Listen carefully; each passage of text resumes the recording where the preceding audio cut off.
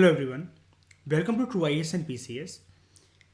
जो हमारा दूसरा फंडामेंटल राइट है, राइट टू फ्रीडम, उसके कंटेक्स्ट में हम लास्ट आर्टिकल को पढ़ने जा रहे हैं under right to freedom,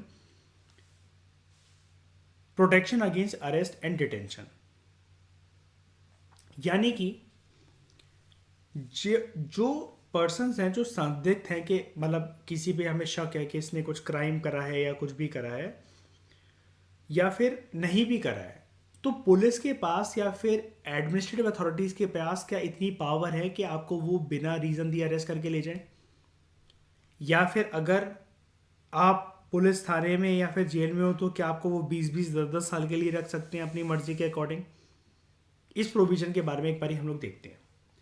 article 22 जो है, ये लोगों को, देश के नागरिकों को प्रोटेक्शन देता है कि जो लोग अरेस्टेड हैं या डिटेन्ड हैं उनको किसी ना किसी प्रकार की प्रोटेक्शन मिलेगी। जो डिटेंशन होती है, जब पर्सन को अरेस्ट करा जाता है, वो दो तरह की होती है, एक प्यूनिटिव और दूसरी प्रिवेंटिव। समझते हैं फर्क दोनों के बीच में। प्यूनिटिव डिटेंशन वो डिटेंशन होती है, it is made with the purpose to punish a person. अगर उसने कोई ऑफेंस कमिट करा है और उसके बाद उसकी जो ट्रायल है और जो कन्विक्शन है वो कोर्ट में चलेगी, तो उसको अरेस्ट कर लिया जाएगा। ठीक है, यानी कि ऐसा मैं बोल सकता हूँ ना, प्यूनिटिव डिटेंशन को, ये पोस्ट ऑफेंसिव होती है। ऑफेंस करने के बाद उसके बाद ही इसको अरेस्ट वगैरह करा जाएगा।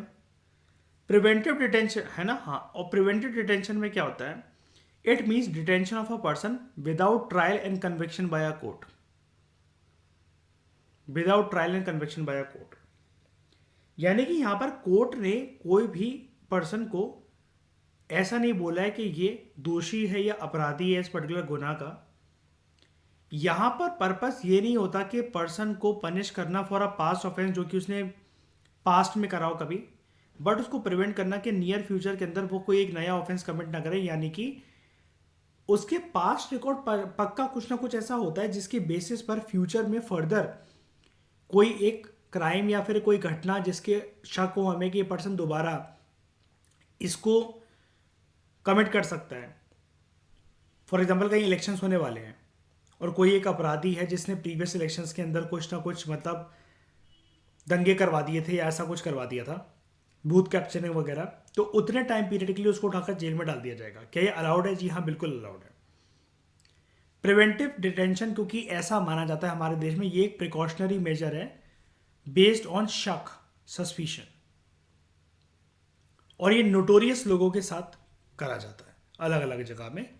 ट्रैक रिकॉर्ड मतलब अगर उनका खराब है, तो अगर कुछ बहुत इंपॉर्टेंट चीज़, कुछ इंपॉर्टेंट इवेंट अगर होने वाला है, तो उनको सस्पिशन के बेसिस पर उठाकर जेल में डाला जा सकता है। आर्टिकल 22 के दो पार्ट हैं, ठीक है। फर्स्ट पार्ट डील करता है उन केसेस के साथ जो कि ऑर्डिनरी लॉ के साथ एसोसिएटेड है, और सेकंड पार्ट डील करता है उन केसेस के साथ जो कि प्रिवेंटिव डिटेंशन लॉ के साथ एसोसिएटेड है, जिसमें हम लोग बात कर रहे थे कि सस्पिशन के बेसिस पर पर्सन को अरेस्ट कर लिया जाता है, डिटेन कर लिया जाता है। जो फर्स्ट पार्ट है जिसमें ऑर्डिनरी लॉ के केसेस वाली चीज़ है, ऑर्डिनरी लॉ के केसेस वाली चीज़ मतलब पर्सन ने कानून तोड़ा, पुलिस अरेस्ट करके लेकर गई, कोर्ट के सामने पेश करा, कोर्ट ने बोला हाँ ये गुनहगार है और उसको उठाकर उसको जेल में डाल दो। ये तो हो गया एक ऑर्डिनरी प्रोसेस। फर्स्ट पार्ट जो आर्टिकल 22 का, it confers the following rights on a person. ऐसे लोगों के अधिकारों की बात करता है आर्टिकल 22 जिनको अरेस्ट करा गया या डिटेन करा गया अंडर ऑर्डिनरी लॉ। ठीक है, सबसे बड़ी बात, अगर पुलिस अरेस्ट करने आई है पर्सन को, तो पर्सन के पास एक अधिकार होना चाहिए, right to be inform. Arrest क्यों करा जा रहा है मुझे, पुलिस बताएगी। उसके बाद पर्सन को अगर अरेस्ट कर लिया गया है, उसको अधिकार आपको देना पड़ेगा पुलिस थाने में बैठकर, या अगर ट्रैवलिंग जर्नी लंबी है कुछ भी करके, कि आप उसको अपने वकील से बात करने दो। आपने पिक्चरों में अक्सर देखा होगा कि लोग बोलते हैं पुलिस वाले से, मैं अपने वकील से बात करना चाहूँगा। तो यानी कि आपको पुलिस मना नहीं कर सकती कि आप फ़ोन नहीं कर सकते अपने वकील को।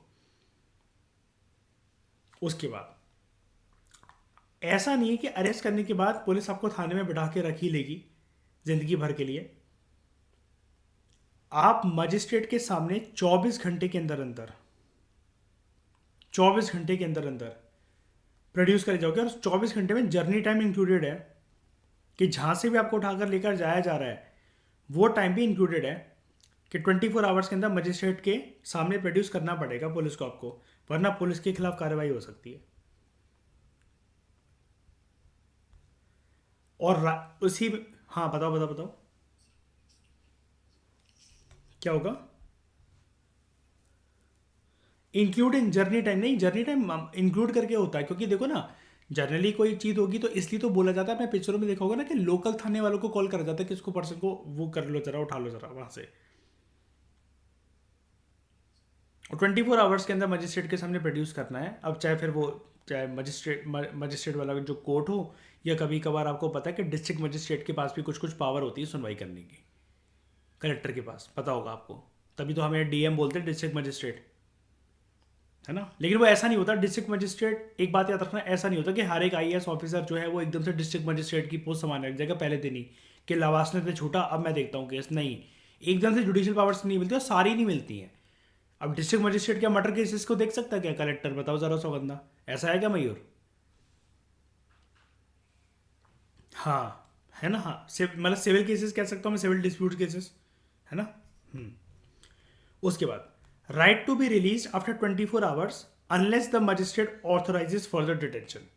मजिस्ट्रेट ने अगर बोल दिया है कि कार्रवाई वगैरह बाद में होगी या ऐसा कुछ भी होगा, या इसको अरेस्ट करके रखो, तो अलग बात है। लेकिन अगर मजिस्ट्रेट ने बोल दिया नहीं, इस केस में कोई ज़्यादा दम नहीं है, इसको अरेस्ट नहीं करना चाहिए, मजिस्ट्रेट के अगर ऑर्डर में अगर ऐसा कुछ भी नहीं है कि आपको फर्दर जेल होनी चाहिए या फर्दर पुलिस कार्रवाई आपको करके रखे या फिर इसको जेल भेजो इतने दिन की, 1 दिन की, 3 दिन की, 14 दिन की, कुछ भी है, अगर मजिस्ट्रेट के ऑर्डर में ऐसा कुछ नहीं है तो 24 घंटे के अंदर अंदर पुलिस को आपको रिहा करना पड़ेगा। अब याद रखना, ये जो सेफगार्ड्स है ना, ये एनिमी एलियन के लिए या कोई भी पर्सन जिसको अरेस्ट या डिटेन करा गया अंडर प्रिवेंटेड डिटेंशन लॉ, उसके लिए एप्लीकेबल नहीं है ये सेफगार्ड्स। ये जो 4 हमने सेफगार्ड्स पढ़े कि अरेस्टेड पर्सन के पास क्या राइट है। एनिमी एलियन कौन? किसी और कंट्री से जिससे, याद है ना हमने बात करी थी, इंडिया के साथ अच्छे रिलेशन नहीं और वहां का कोई नागरिक पकड़ा गया है। अब तालिबान का कोई पर्सन है, मतलब वो आ गया वो करके और ये बम हथियार वगैरह लेकर वो पकड़ा गया, या कसाब है, तो कसाब को इतने ये ऐसे छोड़ देंगे क्या मयूर हम, कि नहीं यार कुछ वो मिला नहीं और ये नहीं मिला, ऐसा नहीं हुआ। या शक के बुनियाद पर अगर किसी को अरेस्ट करा गया ना, नोटोरियस पर्सन को, तो फिर उसको ये राइट नहीं मिलते कि उसको 24 घंटे के सामने मजिस्ट्रेट के सामने प्रेजेंट करना है, ये करना है, वो करना है। फिर तो आपको पता है, फिर तो उसको अरेस्ट करने के बाद ऐसे अगर कोई एनिमी एलियन अगर कोई मिला वो करके, पुलिस पहले नाश्ता पानी करवाएगी जितने दिन करवाना है, उसके बाद हो सकता है प्रोड्यूस करे। लेकिन हाँ, मतलब एक मजाक से हटकर ये वाली बातें कि ये जो प्रॉपर प्रोसीजर जो फॉलो होता है ना सिटीजन्स के साथ कि 24 आवर्स के अंदर ये डिस्ट्रिक्ट मजिस्ट्रेट के सामने, डिस्ट्रिक्ट मजिस्ट्रेट कह रहा हूँ सॉरी, मजिस्ट्रेट के सामने ये, या फिर उनको रीज़न बताया जाएगा अरेस्ट का। अब एक बार बताना, किसी टेररिस्ट को पकड़ना है तो क्या हम उसे रीज़न बताएंगे तो तेरे को इसलिए अरेस्ट करा जा रहा है ना। Supreme court also rule that कि अरेस्ट और जो डिटेंशन है in the first part of article 22, it do not cover arrest under the orders of a court. ये कोर्ट के ऑर्डर्स वाला, मतलब ये सारी चीज़ें कवर नहीं होती इसके अंदर। It do not cover the orders of a court, civil arrest, arrest on failure to pay the income tax and deportation of an alien. Supreme court ने बोला था ये कि जो अरेस्ट करा जाएगा और पर्सन को डिटेन करा जाएगा, जो अभी हमने फर्स्ट पार्ट पढ़ा, फर्स्ट पार्ट मतलब ऑर्डिनरी लॉ, उसके अंदर ये नहीं है कि it does not cover arrest, कि अगर एक कोर्ट के ऑर्डर पे अगर किसी को अरेस्ट करा जा रहा है, सिविल अरेस्ट, या अगर उसने इनकम टैक्स मतलब नहीं भरा अगर टाइम से, या फिर अगर या जो भी है धांधेबाजी उसने करी है, ट्रांजेक्शन उसकी बहुत ज़्यादा है, या किसी एक एलियन को अगर हमें डिपोर्ट करना है। भाई एलियन ये वो नहीं है कि यूएफओ में बिठाकर उसे गैलेक्सी में भेजना है, ये दूसरी कंट्री के जो लोग जिससे जो है मतलब कोई भी फॉरेन सिटीजन है, ठीक है। ये अब एप्लीकेबल है only to an act of criminal या क्वासी क्रिमिनल नेचर का कोई एक्ट है उसके ऊपर, या फिर सब activity which is prejudicial to public interest. कोई भी पर्सन ने ऐसा मतलब क्रिमिनल माइंडेड का पर्सन हो, या कोई भी ऐसा कुछ मतलब ऐसा कुछ घटना को वो अंजाम देना चाह रहा हो जिसकी वजह से सिक्योरिटी और सॉवरेनिटी एक पर्टिकुलर एरिया की या देश की हार्म हो सकती है उसके लिए। फिर से समझो इस बात को, सुप्रीम कोर्ट ने ये रूल करा कि जो अरेस्ट है जो और ये डिटेंशन है in the first part of article 22, court अगर जब भी जैसे किसी पर्सन को वो भेजता है तो आपको पता नहीं अरेस्ट की नोटिस नहीं भेजता है कोर्ट जर्नल नोटिस भेजता है कि कोर्ट के सामने इतने इतने टाइम में प्रोड्यूस हो जाना, अगर कोई सिविल ऑफेंस का या कोई केस है या वो है। जैसे मतलब मान लो एक नॉर्मल सी बात बताता हूँ, आपने किसी को चेक दिया और आप उसको पेमेंट नहीं कर पाए और चेक बाउंस का केस हो गया, तो कोर्ट और उस पर्सन ने केस कर दिया, तो कोर्ट कभी भी ये नहीं बोलेगी, पुलिस को ये ऑर्डर नहीं करेगी कि जाओ उस पर्सन को अरेस्ट करके ले आओ, हथकड़ियाँ बांध के ले आओ।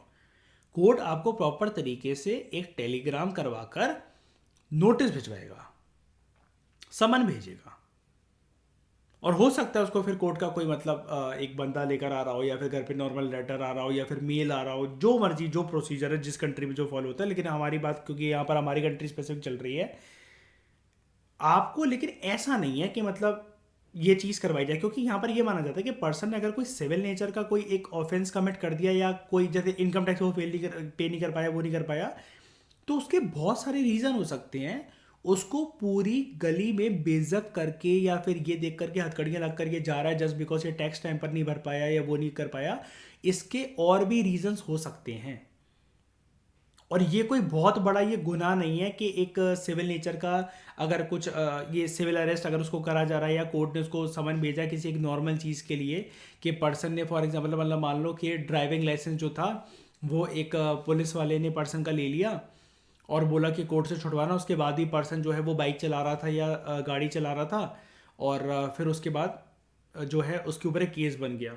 तो ये कोई ऐसा नहीं है कि पर्सन ने कहीं बम प्लांट करने का सोचा हो या फिर देश का कोना उड़ाने का सोचा हो या फिर किसी का मर्डर प्लान करने को सोचा हो, क्योंकि अच्छा खासा नागरिक है लेकिन सिविल ऑफेंस हो गया उससे कुछ ना कुछ, तो यहां पर कोर्ट समन भेजता है। और ये चीज ये पता है क्या सिग्निफाई करता है, अगेन दिस थिंग सिग्निफाइज कि कोर्ट इज्जत करता है सारे नागरिकों की, that they have right to live with dignity.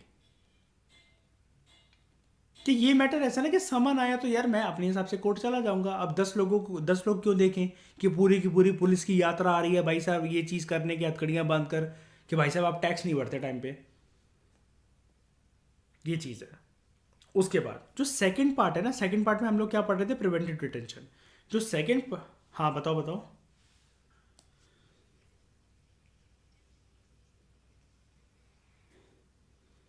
ये प्यूनिटिव डिटेंशन ऐसे प्रोटेक्ट करती है कि अगर आपको अरेस्ट कर लिया गया तो उसके बाद भी आपके पास ये राइट है, आपको मारना पीटना नहीं करेगी पुलिस, किसी कमरे में बंद करके नहीं रखेगी, 24 घंटे के सामने कोर्ट के सामने पनिश मतलब प्रोड्यूस ही करना है। ऐसा नहीं है कि आपको एसिड से नहला दिया जाएगा बंद कमरे में बंद करके कि तेरे को तो जीने का अधिकार ही नहीं है, तू क्राइम करेगा तो पुलिस, अब कोई और पुलिस वाला हो, अब जैसे मैं तो बहुत अच्छा हूँ दिल से है ना, तो मैं तो बहुत हम्बल हूँ और मेरे को तो गुस्सा वुस्सा भी नहीं आता है, लेकिन कोई बिल्कुल मेरे जैसे एंटी दीपांगो है ना जो कि बहुत गुस्से वाला क्रूल है, तो वो क्या कहेगा, ना होगा क्राइम जब क्रिमिनल ही नहीं होगा, तो क्रिमिनल को निला दो एसिड से डाल दो। हर कोई मेरे जितना अच्छा नहीं होता ना, मतलब ये वाली बात है। जो सेकंड पार्ट है आर्टिकल 22 के अंदर, वो ग्रांट करता है प्रोटेक्शन टू पर्संस जो कि अरेस्ट या डिटेन करे गए हैं अंडर प्रिवेंटिव डिटेंशन लॉ, यानी कि सस्पिशन के बेसिस। और सस्पिशन के बेसिस पर करे गए हैं तो इसका मतलब ये नहीं है कि पूरे मतलब वो वॉशरूम में बैठा है पुलिस नंगा करके ले जाएगी घर से बाहर कि चल तेरे पे डाउट हो रहा है, इलेक्शन होने वाले हैं, हमें पता लगा है तू यार दंगे करवाएगा ऐसा करवाएगा, या फिर उसको पकड़ने के बाद कमरे में अंधाधुंध भाई मतलब उसने कुछ भी नहीं करा, घर से उठाकर ले गए कमरे में लेकर जाकर बेल्टों से मतलब अंधाधुंध मतलब झाड़ू की तरह सूद दिया उसे। ये भी नहीं कि प्रिवेंटिव डिटेंशन के किसी को उठाया गया ना प्रिवेंटिव डिटेंशन के बेसिस पर, सस्पिशन के बेसिस पर, अब यहाँ पर कोर्ट के सामने वगैरह प्रोड्यूस तो करा नहीं गया, लेकिन ऐसा नहीं है कि उसको उठाकर कैसा भी टॉर्चर या ट्रीटमेंट करने लगेगी पुलिस। ये जो प्रोटेक्शन है it is available to both citizen as well as alien, कि अगर किसी पे शक है कि फॉर एग्जांपल मान लो कि कुछ लोग हैं जो एक कॉलोनी के अंदर एक घर लिए हुए हैं और वो अफ्रीका से हैं, अब उन पे शक हो रहा है किसी को कि ये कुछ ना बैग में कुछ लेकर आते जाते और कुछ इनके पास पास्ट में ड्रग्स मिल भी चुके हैं इनके पास से, ठीक है, तो उनको सस्पिशन के बेसिस पर अगर कुछ घंटे या फिर एक दिन या एक हफ्ते के लिए अगर पुलिस उठाकर लेकर गई है, तो ये नहीं है कि उनको यार वो किसी भी तरीके का थर्ड डिग्री टॉर्चर देने लग जाए पुलिस। अब यहाँ पर क्या राइट्स हैं ऐसे प्रिवेंटेड डिटेंशन लॉ के बेसिस पर जिन पर्सन को अरेस्ट करा जाता है? जो पर्सन की डिटेंशन है ना, सबसे बड़ी बात तो 3 महीने से ज़्यादा एक्सटेंड नहीं हो सकती वो। आप उनको 90 दिन से ज़्यादा नहीं रख सकते, कहने का मतलब ये है। अनलेस एक एडवाइजरी बोर्ड जो है वो अगर रिपोर्ट करे कि हाँ आप 3 महीने से इनको ज़्यादा रख सकते हो, there is a sufficient reason, sufficient cause behind it, कि इनकी जो डिटेंशन है उसको फर्दर एक्सटेंड करा जा सकता है। लेकिन ये एडवाइजरी बोर्ड ये नहीं होना चाहिए कि आप अपने किसी को भी दोस्तों को बनाकर एक बोर्ड बनाकर बैठ गए, हाँ भाई इसकी शक्ल देखकर क्या लगता है इसको और बिठाना चाहिए।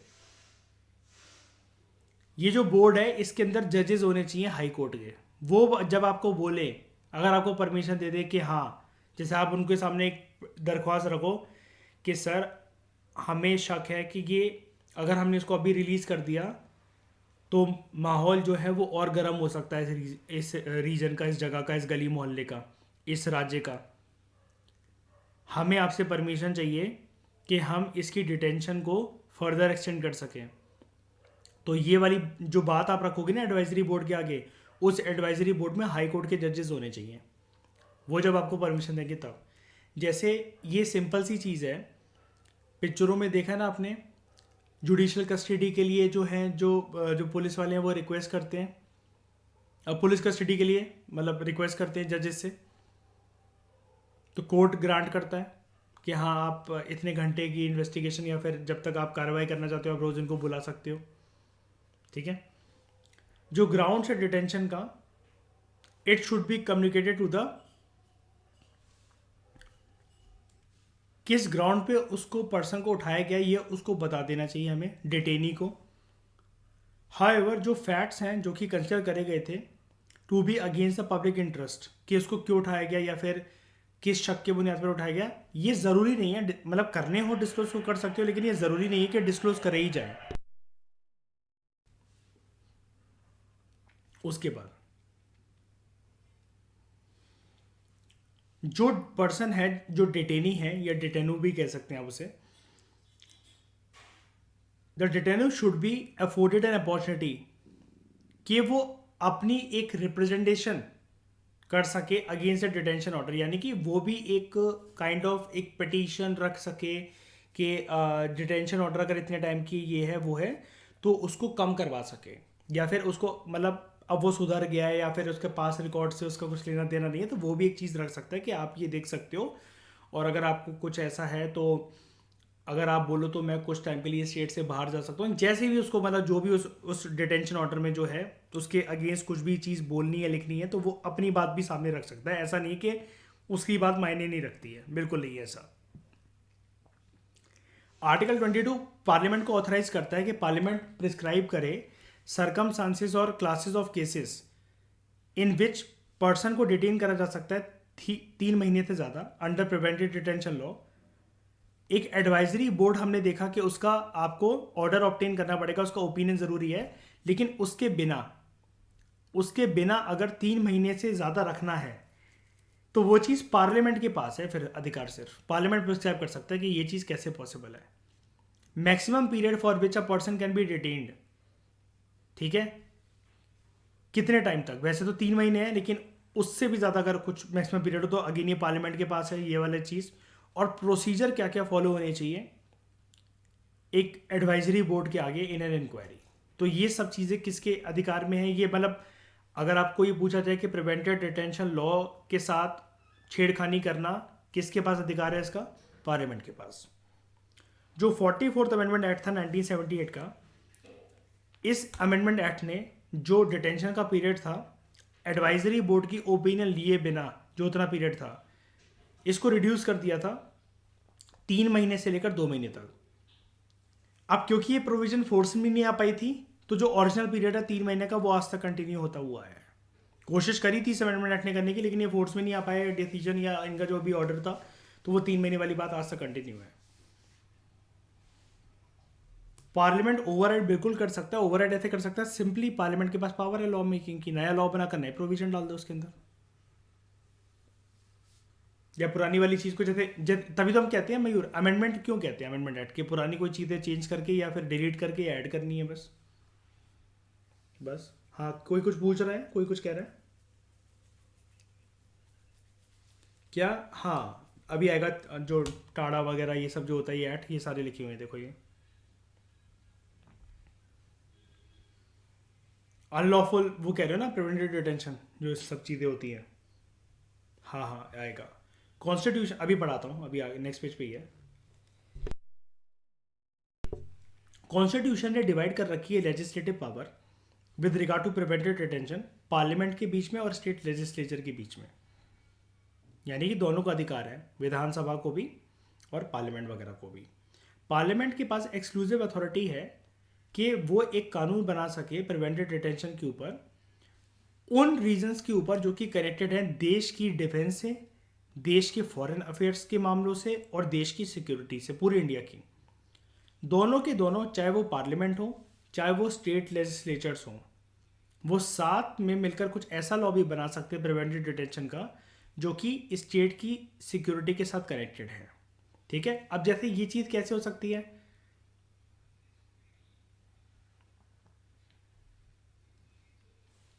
अगर मैं इस रीजन की बात करूं, इस रीजन की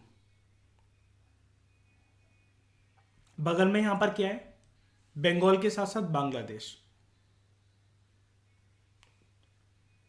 तो वेस्ट बंगाल की विधानसभा ममता बनर्जी के साथ मिलकर पार्लियामेंट का योगदान होते हुए एक ऐसा कानून और कानूनी व्यवस्था प्रोविजंस ऐसे बनाए जा सकते हैं कि बंगाल, और बंगाल अगर प्रभावित हुआ तो उसकी वजह से पूरा देश प्रभावित हो सकता है in terms of defence, foreign affairs and security.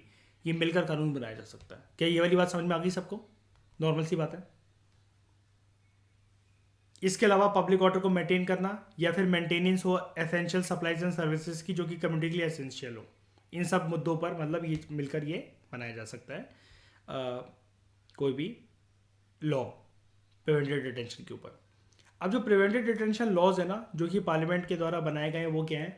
Preventive detention act 1950, ये एक्सपायर हो गया था 1969 में, तो मैं यानी कि किसी काम का नहीं है, लेकिन फिर भी पता होना चाहिए आपको। Misa act, maintenance of internal security act 1971 repel करा गया था इसको 1978 में। ये जितनी भी बातें लिखी हुई ना रिपेल करा गया था, याद है हम पोस्ट इंडिपेंडेंस में भी मैंने आपको बताया अगले चैप्टर इमरजेंसी पढ़ने वाले हैं, तो उसमें आप ये चीज़ जानोगे।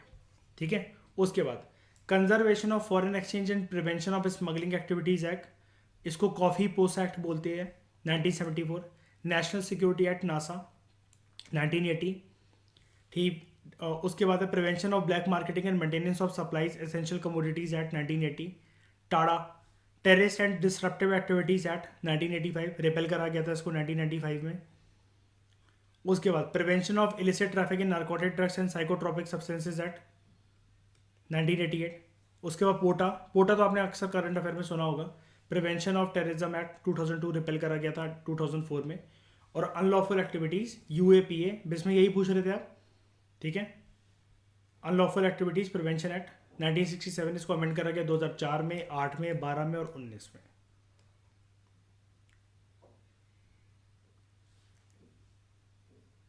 तो ये चीज़ है कि यहाँ पर एक कंक्लूडरी पैराग्राफ में ये लिखा हुआ है, it is unfortunate to know that कि कोई भी डेमोक्रेटिक जो कंट्री है वर्ल्ड में, उसने प्रिवेंटिव डिटेंशन को इंटीग्रल पार्ट नहीं बना रखा है कॉन्स्टिट्यूशन का, जिस तरीके से इंडिया में करा गया है। प्रिवेंटिव डिटेंशन तो जैसी कोई चीज़ संज्ञान में ही नहीं है, कोई जानता ही नहीं है। यूएसए में, ब्रिटेन में ये फर्स्ट वर्ल्ड वॉर और सेकेंड वर्ल्ड वॉर के टाइम पर थोड़ा सा प्रचलित हुआ था।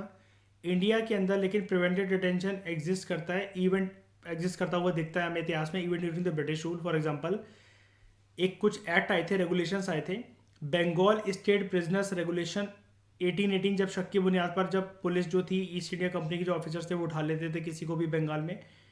और defence of India act of 1939 preventive detention को प्रोवाइड करते थे। यानी कि पास्ट में अगर आपसे कोई पूछे कि प्रिवेंटिव डिटेंशन जो है इंडिया में आज़ादी से पहले हमें कहाँ देखने को मिलते हैं या फिर अंग्रेज़ों के टाइम पर मॉडर्न इंडिया में कहाँ देखने को मिलते हैं, तो उसके दो आपके पास एग्जांपल्स हैं।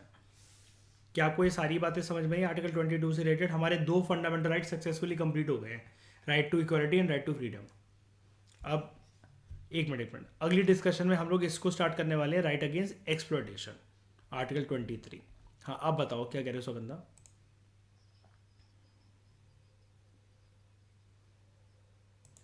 Prevented detention and this acts की मतलब जैसे यहाँ पर ये बोला गया कि पार्लियामेंट जो है ये डिटरमाइन कर सकता है ना कि कैसे 3 महीने से ज़्यादा विदाउट एडवाइजरी बोर्ड की परमिशन लेते हुए इनको रख सकते हैं। अब यहाँ पर किसी टेररिस्ट के लिए परमिशन ना लेनी पड़े जिसने स्मगलिंग करी है या ड्रग्स जो लेकर आया है बॉडी में छुपाकर, या कोई सा भी जो चीज़ चल रही है जैसे ये नेशनल सिक्योरिटी वगैरह कोई भी चीज़ अगर ऐसी चल रही है तो उसमें बार बार थोड़ी ना कोर्ट से परमिशन लेनी पड़ेगी। पता चला कोर्ट तक लेकर गए और वो टेररिस्ट कुछ प्लान कर रहा हो, तो यहाँ पर साइलेंट मोड पर कैसे रखना है, कैसे इन्वेस्टिगेशन के लिए रखना है, चाहे भले 1 साल 2 साल, जैसे कसाब को हमने 2 से 2.5 साल रखा, ठीक है। अब इसके लिए क्या कसाब को बॉम्बे हाईकोर्ट थोड़ी ना हर 3 महीने में लेकर जाती थी पुलिस, महाराष्ट्र पुलिस, कि सर जी एक्सटेंड कर दो इसका वो करके, और कोर्ट ये थोड़ी ना बोलेगा नहीं नहीं अब बहुत हो गया, बोट में बिठाकर इसको पानी के रास्ते वापस पाकिस्तान भेज दो। तो यहाँ पर ये चीज़ है प्रिवेंटिव डिटेंशन में सौगंधा के बार बार ना परमिशन ना लेनी पड़े। ये कुछ ऐसे एक्ट है कि जो बहुत ज़्यादा गंभीर क्राइम करते हैं, जो कि देश की डिफेंस सिक्योरिटी फॉरेन अफेयर्स से रिलेटेड है, उसमें विदाउट एडवाइजरी बोर्ड इनको जब तक शक की बुनियाद पर जैसे उठाया गया तो जब तक रखना है तब तक रख सकती है, जब तक पुलिस की इन्वेस्टिगेशन या फिर कार्रवाई अगर पूरी ना हो जाए या जब तक पुलिस सेटिस्फाई ना हो जाए। और जो चीज़ें फिर लगा कि यार जो नॉर्मल सिविलियंस हैं उनको भी शक के बुनियाद पर कुछ भी पुलिस मतलब ऐसा करके उठा लेती है, वो कर देती है, तो ये जो चीज़ें एक्सपायर होती है दिख रही है ना, इसलिए हटा दी गई हैं कि यार ये चीज़ सही नहीं थी, ये चीज़ सही नहीं थी। ये जितने बार बार जिसमें लिखा हुआ है ना कि इट वॉज रिपेल्डेंट, जैसे प्रिवेंशन ऑफ टेररिज्म एक्ट, ये चीज़ें। अब जैसे इनमें से 2-4 चीज़ें हैं जैसे प्रिवेंटिव डिटेंशन एक्ट और maintenance of internal security act, ये हम देखेंगे इसको कैसे मिसयूज़ करा गया था इंदिरा गांधी जी के टाइम पर, शक के बेसिस पर किसी को भी उठाकर कि maintenance of internal security act लगा दो इसके ऊपर।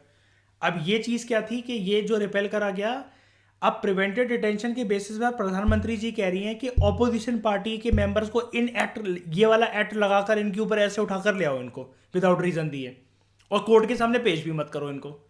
तो ये देखा गया कि यार ये कुछ जो एक्ट थे ना ये ह्यूमन राइट्स को वॉयलेट कर रहे थे सौगंधा, तो इनको रिपेल कर दिया गया कोर्ट के द्वारा।